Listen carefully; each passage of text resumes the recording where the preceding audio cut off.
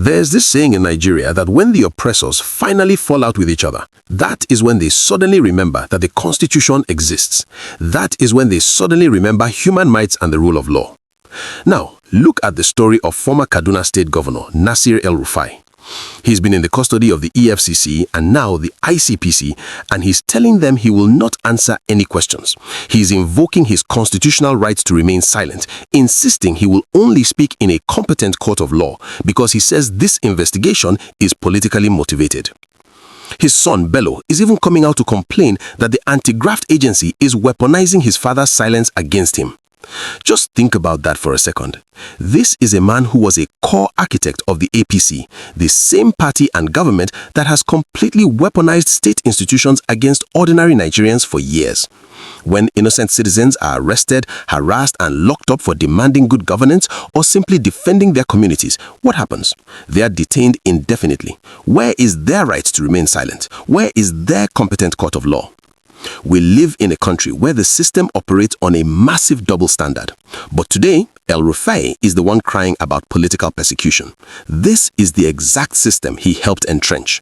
When you build a monster to swallow your opponent and silence the masses, you shouldn't be surprised when it eventually gets hungry and turns around to swallow you. And it gets even more ridiculous when you look at the real reason behind all this. The DSS is now filing charges against him for allegedly wiretapping the National Security Advisor. Let's be very clear about what is happening here. This isn't about accountability.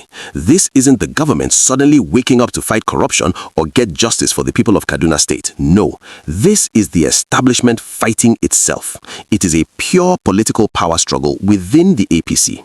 They don't give a damn about the masses. They only care about who controls the levers of power ahead of 2027. Then, as if this whole drama wasn't enough, you see youths in Kaduna staging protests chanting, "Free El-Rufai now." This brings us back to that strange Nigerian mentality of fighting for the very people who hold you down. People who have been plunged into unimaginable hardship, insecurity, and poverty by this same political class are now organizing protests to defend a politician who is just a casualty of his own party's internal gang wars. The lesson here is simple. We cannot rely on these institutions to give us justice because they are only used to settle political scores. Until Nigerians wake up, stop being tools for politicians, and insist on universal accountability and logical consistency for everyone, not just when the elites fall out with each other, we will keep running in this exact same circle. Now, if you look deeper into the statement El-Rufai released to the ICPC, it gets even more interesting. He actually took the time to outline his public service record. He reminded everyone that he was the Director General of the Bureau of Public Enterprises, the FTC Minister, and of course a two-term Governor of Kaduna State from 2015 to 2023. But what he conveniently left out of that impressive resume is actually what happened in Kaduna State during those 8 unbroken years. And this brings us to the core issue of double standards and the systemic bias in this country. We all know the history. While he was governor, we saw the relentless persecution of Christians and indigenous communities, particularly in southern Kaduna. Entire villages were wiped out. And what was the response of the establishment?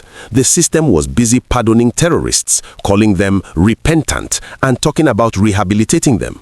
Yet, when ordinary, exhausted citizens tried to step up, when private citizens attempted to do the government's job because the government had completely failed them, what happened? They were prosecuted. They were treated as the actual criminals by the security forces. But today, El-Rufai's legal team is complaining that the ICPC has denied him bail. He is complaining that he is facing political persecution after nearly 2 years of investigations. Welcome to Nigeria you helped create. There are innocent Nigerians rotting in police cells and prisons for years without trial, simply because they were at the wrong place at the wrong time, or for daring to defend their land. But an ACP elite spends a few weeks in custody between the EFCC and the ICPC, and suddenly the whole world must be reminded of his fundamental human rights. The hypocrisy is staggering. Then look at the specific charges the DSS is bringing against him. They are alleging that he wiretapped the telephone conversation of the National Security Advisor. Just process that for a minute. A former governor allegedly wiretapping the NSA of the country.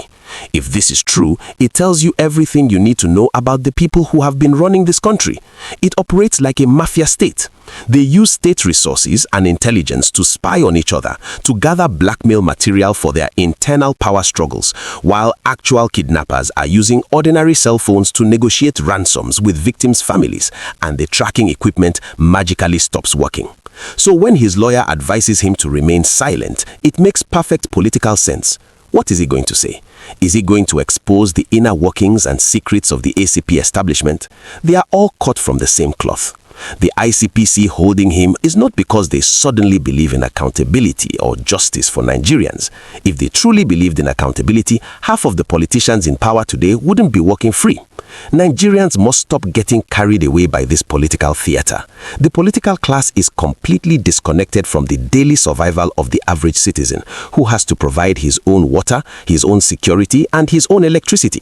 We must demand a system built on logical consistency and the actual rule of law, not one where the law is only activated when politicians want to settle their selfish scores.